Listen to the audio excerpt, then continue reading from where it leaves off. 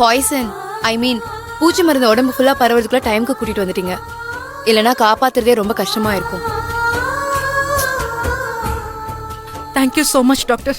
It's okay, இது எங்களோட duty. நான் போய் பார்க்கலாமா? கடவுளே, டிஸ்டர்ப் பண்ணாம ஒவ்வொருத்தரும் போய் பாருங்க. தேங்க்யூ. வாங்க.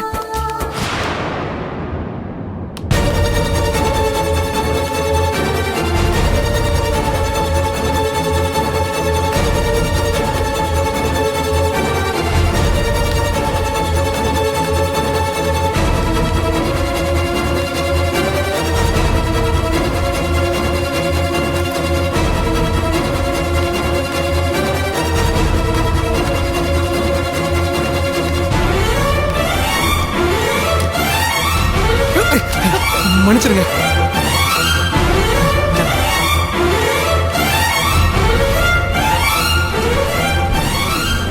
டாக்டர் டாக்டர்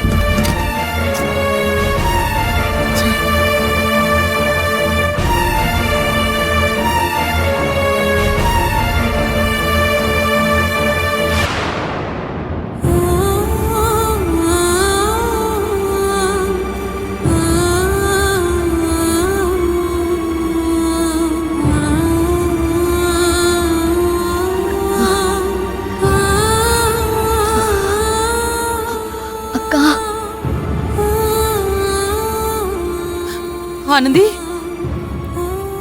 ஆனந்தி, ஏண்டி இப்படி ஒரு காரியத்தை பண்ண? உனக்கு எப்படி மனசு வந்துச்சு? கொஞ்ச நேரத்துல உனக்கு ஏதாவது ஆயிடுமோன்னு அம்மா எப்படி பயந்துட்டேன் தெரியுமா?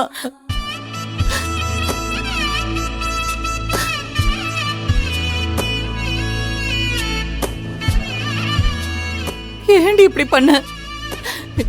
எங்க எல்லாரையும் விட்டுட்டு போயிடலான்னு முடிவு பண்ணிட்டியா? நான் உயிர் வாழ்ந்துட்டு இருக்கிறதே உங்களுக்காக தானடி. உனக்கு ஏதாவது ஆயிருந்தா நான் என் உசிரிய விட்டுருப்பேன்டி.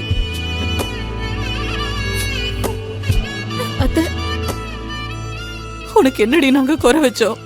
ஏண்டி இப்படி ஒரு விபரீதமான முடிவெடுத்த? உனக்கு இந்த கல்யாணத்துல விருப்பம் இல்லையா? அதனாலதான் இந்த முடிவெடுத்தியா?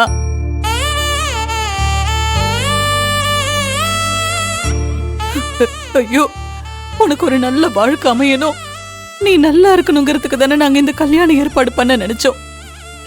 அதை ஏன் நீ புரிஞ்சுக்கவே மாட்டேன்னு எனக்கு புரியல. நீ நல்லா வாழணும்னு நாங்க இந்த சம்பந்தத்தை முடிவு பண்ணா நீ வாழவே கூடாதுன்னு முடிவு பண்ணிட்டியா? நீ எடுத்த முடிவால உனக்கு ஏதாவது ஒண்ணு ஆயிருந்தா நாங்க எல்லாரும் என்ன ஆயிருப்போன்னு கொஞ்சமாவது யோசிச்சு பாத்தியா?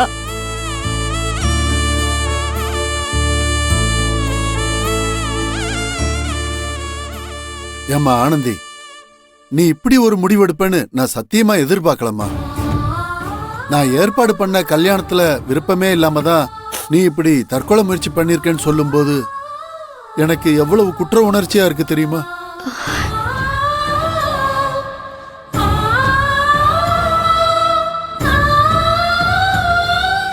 நான் உனக்கு ஒரு நல்ல எதிர்காலத்தையும் ஒரு சந்தோஷமான வாழ்க்கையை அமைச்சு கொடுக்கணும்னு தான் இந்த சம்பந்தத்தையே உனக்கு பேசி முடிச்சேன்.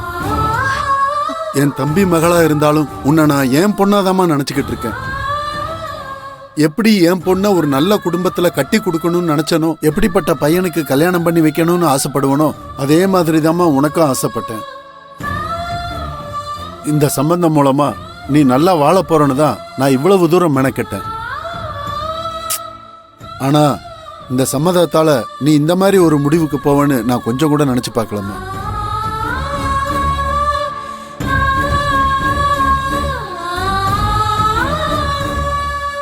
நீ படிச்ச பொண்ணு, எடுத்து சொன்னா புரிஞ்சுப்பேங்கிறதுக்காக தாம்மா நான் காமாட்சி கிட்ட சொல்லி உன்னை சம்மதிக்க வைக்க சொல்லி சொன்னேன்.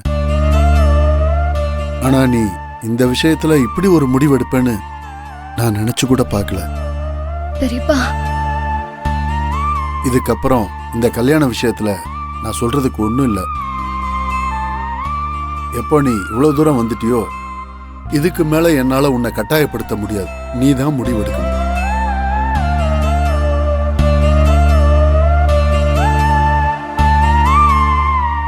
இதுக்கு மேலே அவன் முடிவு சொல்றதுக்கு என்ன இருக்கு?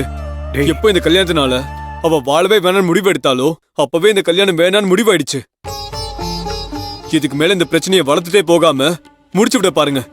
இங்க பாரு ஆனந்தி, யாருக்கும் பயப்படவோ கவலைப்படவோ தேவையில்லை. இதுக்கப்புறம் யாரும் இந்த விஷயத்துல உன்னை கட்டாயப்படுத்த முடியாது. அப்படி பண்ணாங்கன்னா நான் என்ன பண்ணுவேன்னு ஆல்ரெடி சொல்லிட்டேன். நீ தைரியமா இரு. இதுக்கப்புறம் நான் இருக்கேன் உனக்கு. நான் பாத்துக்கிறேன்.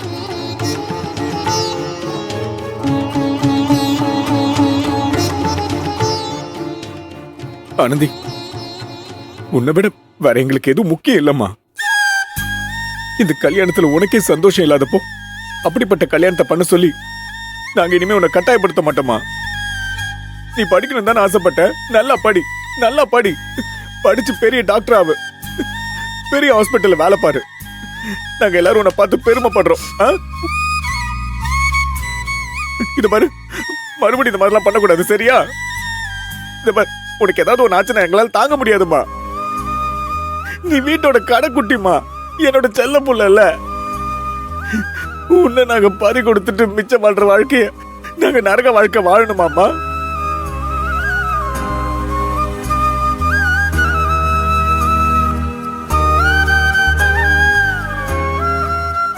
இனிமே அந்த மாதிரி முட்டாள்தனமா எதுவும் பண்ணாத. எதுவா இருந்தாலும் அண்ணன் கிட்ட சொல்லு. என்ன, உன்னோட எல்லா கஷ்டத்தையும் நான் சரி பண்றேன். எங்களுக்கு உன்னோட சந்தோஷத்தை தவிர வேற எதுவுமே முக்கியம் இல்ல. ஆனந்தி, என்ன மன்னிச்சிரு.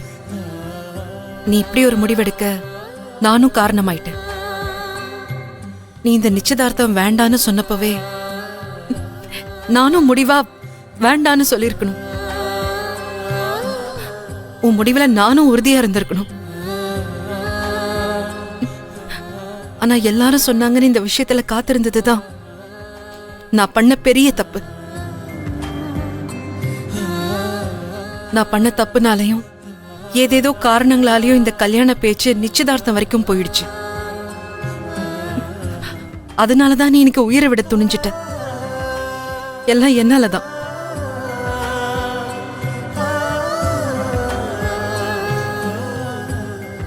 எல்லாருமே ஓ நல்லதுக்காக தான் யோசிச்சு இந்த கல்யாணத்தை பண்ணிக்க சொன்னாங்களே தவிர உன்னை இப்படி பறி கொடுக்கறதுக்காக இல்ல. அத முதல்ல நீ புரிஞ்சுக்கணும். பெரியப்பா சொன்ன மாதிரி அவர் உனக்கு ஒரு நல்ல வாழ்க்கையை அமைச்சு கொடுக்கதான் இந்த சம்பந்தத்தை பேசி முடிக்கணும்னு நினைச்சாரு. அதுல எந்த தப்பும் இல்ல. அதே மாதிரி அம்மாவும் உனக்கு ஒரு நல்ல குடும்பத்துல வாழ்க்கை அமைஞ்சிட்டா நீ வாழ்க்கை முழுக்க சந்தோஷமா வாழ்வேன்னு இந்த கல்யாணத்தை பண்ணிக்க சொன்னாங்களே தவிர உன்னை எந்த விதத்திலையும் கஷ்டப்படுத்தணும்னோ உன்னை படிக்க விடாம இப்படி விருப்பம் இல்லாத வாழ்க்கை அமைச்சு கொடுக்கணும்னு யாருமே நினைக்கலம்மா.